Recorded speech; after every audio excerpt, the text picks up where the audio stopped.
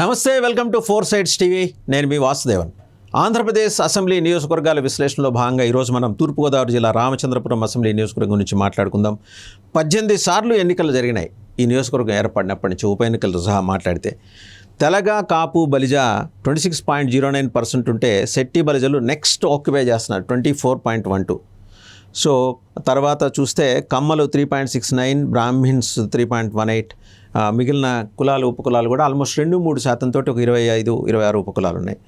So ఇందులో మండలాలు ఎన్ని ఉన్నాయి అంటే చూస్తే కనుక కాజులూరు, రామచంద్రాపురం, అలాగే పామర్రు, మొత్తం 3 మండలాలు ఉన్నాయి. పోలింగ్ స్టేషన్స్ 233, ఓటర్లు 1,99,000, అరౌండ్ 2 lakhs అనుకోవచ్చు.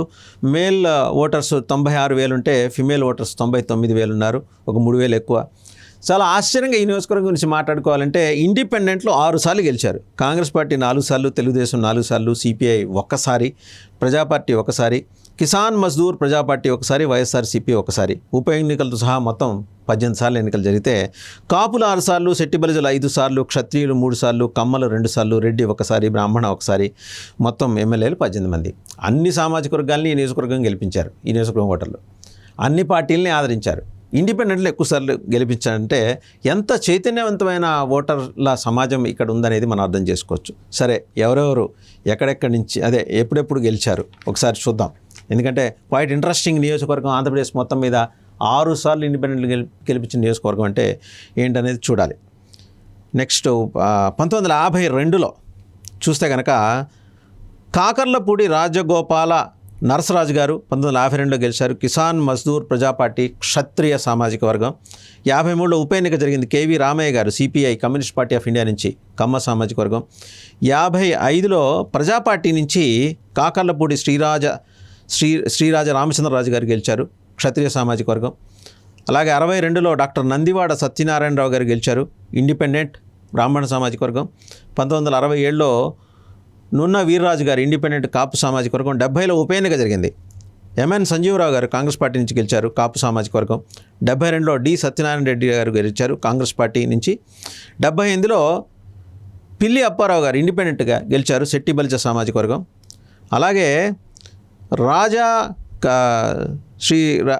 కాకర్లపూడి శ్రీరాజ రామచంద్రరాజు తెలుగుదేశం పార్టీ నుంచి గెలిచారు. అప్పట్లో 55లో ప్రజాపార్టీ నుంచి గెలిచిన కాకర్లపూడి శ్రీరాజ రామచంద్రరాజు తెలుగుదేశం పార్టీ నుంచి గెలిచారు.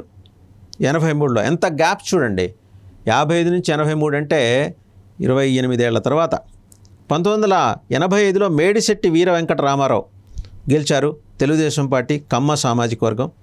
ఇక పిల్లి సుభాష్ చంద్రబోస్, రామచంద్రపురం నియోజకవర్గం అంటే ఫస్ట్ ఈయన గురించి అందరూ మాట్లాడుకుంటారు, అంత ఫేమస్ ఈయన వల్ల. శెట్టి బలిజ సామాజిక వర్గం నుంచి పిల్లి సుభాష్ చంద్రబోస్ 1989, 2004, 2009 3 సార్లు గెలిచారు. 89లో కాంగ్రెస్ పార్టీ నుంచి గెలిస్తే 2004లో ఇండిపెండెంట్గా గెలిచారు, 2009లో కాంగ్రెస్ పార్టీ నుంచి గెలిచారు.